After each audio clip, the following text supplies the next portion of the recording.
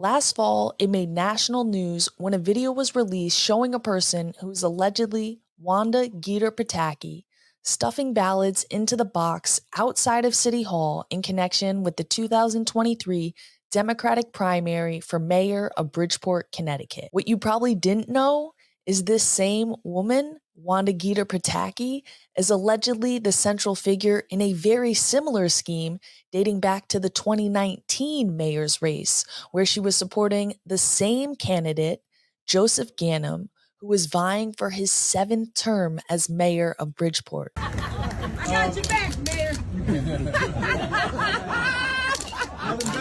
And there was perhaps no one in a better position to have Joseph Ganam's back than Wanda Geter-Pataky, who at the time was an employee at City Hall and was only placed on leave following this 2023 incident, and was the vice chair of the local Democrat Party committee, a position which, despite the ongoing scandal, she was overwhelmingly reelected to this past March. And to be clear, this is Democrat on Democrat cheating.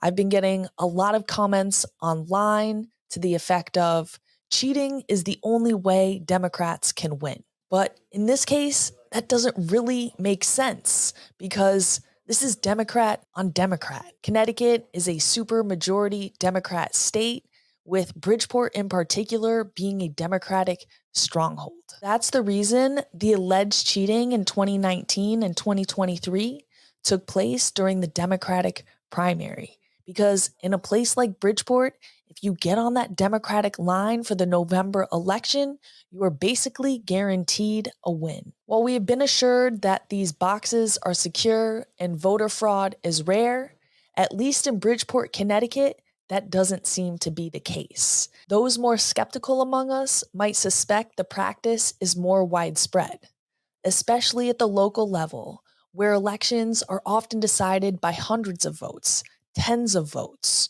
or even in the single digits.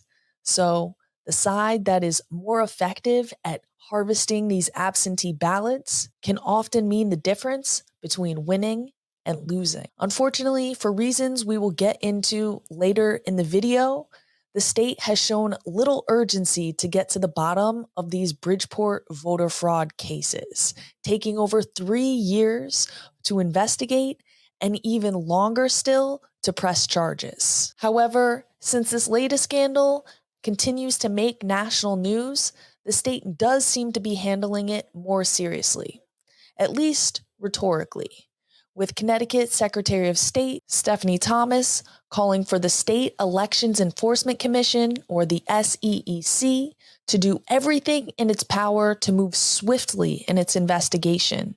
SEEC is required by law to complete the investigation in 1 year, but I think that is far too long for a claim of this magnitude.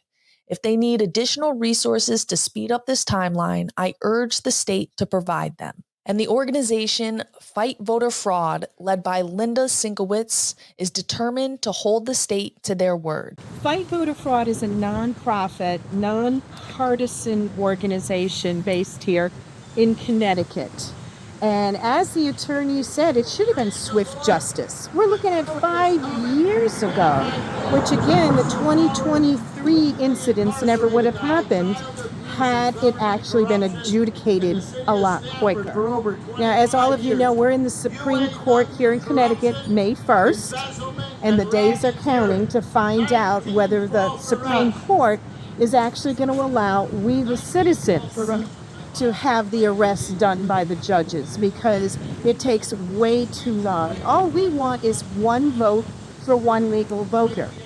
And as some of you may have seen, on the back of some of our shirts, it says Proud Vigilante. The reason we have that on our shirts is because Attorney General Tong on Channel 61, when he found out we were going into the Supreme Court, called us vigilantes. Definition of a vigilante is a group of citizens who take the law into their own hands without legal authority when the legal authority is not doing their job. Well, he's right on one thing. They're not doing their job. And the law that we use, 9-368, gave us the right to use the law. So, as I said, we're just waiting. Hopefully, the 2023 one will have swift justice. But right now, 5 years, anybody waiting over 5 years for a criminal charge is way too long. It is under this pressure that the state seems to have been prompted to finally do something about the 2019 voter fraud scandal. On June 11th, the 4 accused were finally charged and arrested. I have linked their warrants in the description down below so you can take a deeper dive into their charges. They were all let go on a promise to appear and showed up in court earlier this week on Monday, June 24th, to be arraigned. This case has garnered a decent amount of media attention, but as we know, we can't count on the corporate media to give us the full story. So I went down to the courthouse to get the story for you myself. As a fully independent journalist and content creator, I'm reliant on you, the viewers, for support. So make sure you hit that like button and leave a comment down below to help me rank up in the algorithm. Even better, share this video with your friends and tell them to head over and subscribe to the channel too. And if you would like to see more content like this, consider supporting me monetarily so I can take the day off and go out to cover local stories like this. I have my Cash App, Venmo, and PayPal in the description down below.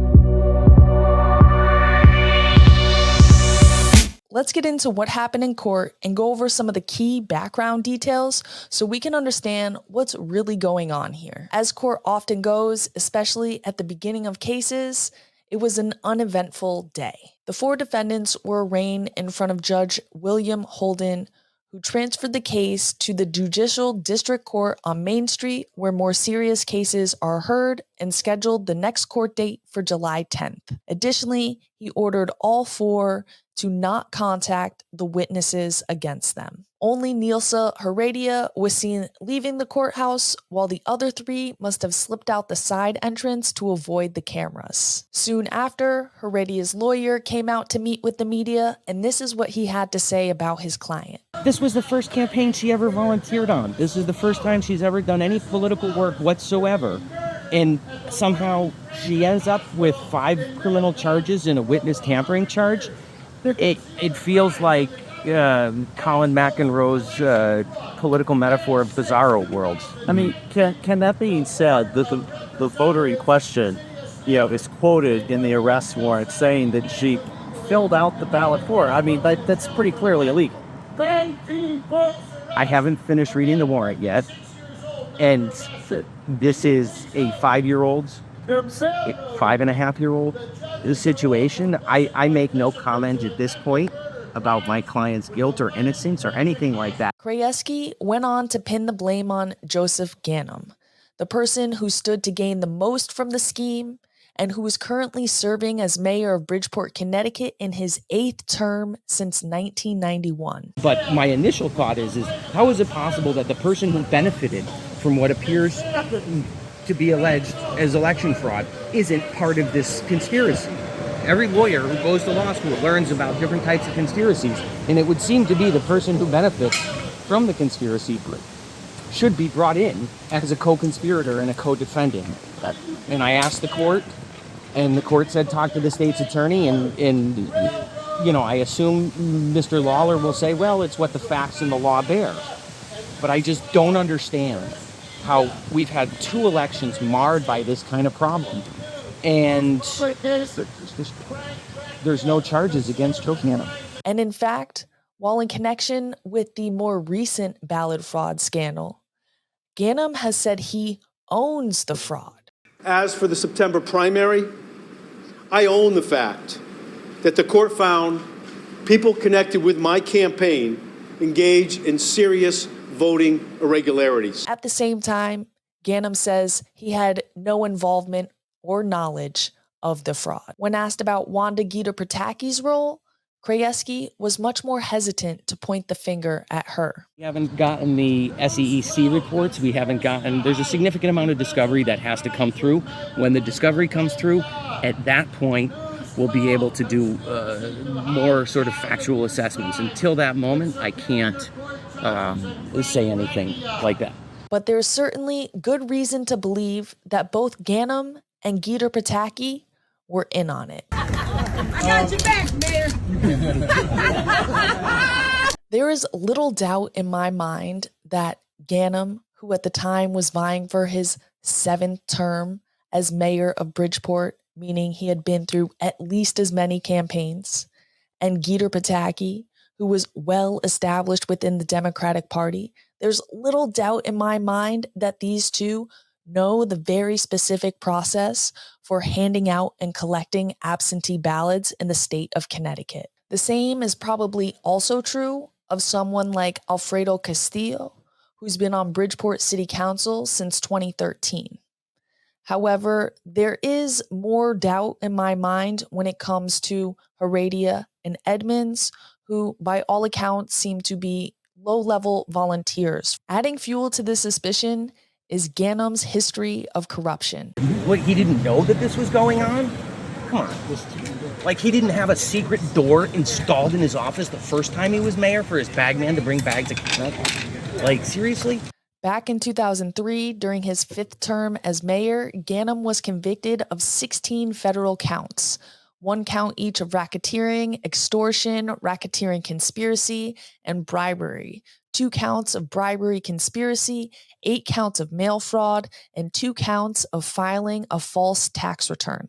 Apparently, while he was receiving the City Livability Program Award from the United States Conference of Mayors for his Clean Green program, and was being lauded for cleaning up the city, he was engaged in a shakedown of city contractors in which he accepted more than $500,000, taking bribes in the form of cash, food and wine, clothing, home reservations, and diamonds. On July 1st, 2003, U.S. District Judge Janet Bond Arterton sentenced Ganam to 9 years in prison and about $300,000 in fines and restitution.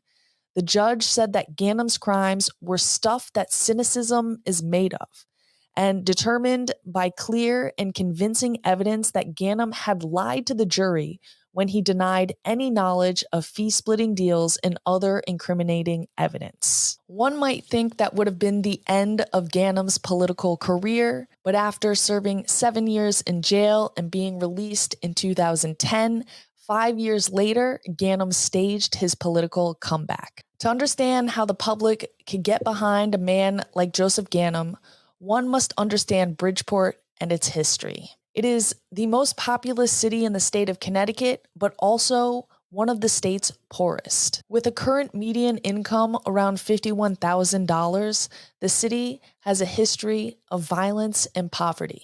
As explained by Sean Miller in an article at campaignsанdelections.com, Ganam was once the city's golden boy. When he was elected mayor at the age of 31 in 1991, Bridgeport was bankrupt and facing high crime and unemployment. He hired more police and cleaned up blight. The city's economy improved, its finances got better, and it emerged from bankruptcy. Voters had high regard for Ganam before he was brought down by the corruption scandal. In the future, I would like to interview residents from Bridgeport to get their perspective. So if you're from Bridgeport or you know someone who lives in Bridgeport, please reach out so we can make that happen. But for now, I found this post on Reddit that speaks more to why the people of Bridgeport continue to vote for Ganam despite his record of corruption. As someone said elsewhere in the thread, many longtime residents truly believe he got railroaded by the feds, who were much more justified in their minds to target former Governor Rowland, who was the Republican governor who was caught up at around the same time in a corruption scandal. So in their minds, they believe Joe's type of corruption is the friendlier, deal-making kind. And while, not great, at least their complaints were being heard by City Hall when he was in office. To many in the city, it could have been worse, but it seemed that he was getting things done. And if you peel back any of CT's municipal governments, you'd see equally bad or even worse things going on. And knowing many workings of CT municipalities of all sizes, they aren't entirely wrong. And I agree. We need to go after all of them. Next, the people have lots of gratitude for Ganam, some well-deserved, some not as well-deserved, because he's seen as righting the ship Whereas the previous mayor, Moran, they see him as ruining the city financially and making a foolish bankruptcy attempt. Next, this person says it's foolish to underestimate just how damned good Ganam is at retail politicking. He is truly a master. He can sell water to a drowning man or your own horse back to you for double the price. Even if you go into thinking he's a snake, you get a sense of authenticity about him. It's really odd. Next, Bridgeport voters love underdogs. And finally, very politically weak opponents in their own right. The recent bidders are hyper-focused on certain NRZ specific issues, but ignored others completely. In a city like Bridgeport, that's just not good enough. I don't know what NRZ specific issues are, but the point being, there just haven't been a lot of other great people out there challenging Ganam. And since Ganam remains popular with the people of Bridgeport, the state Democratic establishment is incentivized to get behind him too. Because, as I mentioned earlier, Bridgeport is the most populous city in the state of Connecticut. It has over 40,000 Democrats, and they count on those Democrats coming through for them on big state and federal elections. And this is why I have very little hope for Ganam being brought up on charges in connection with this 2019 case.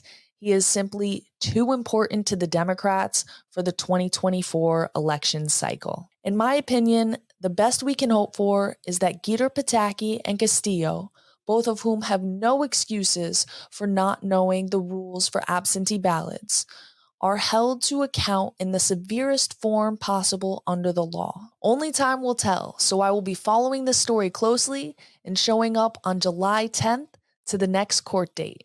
Make sure you subscribe to the channel so you don't miss anything.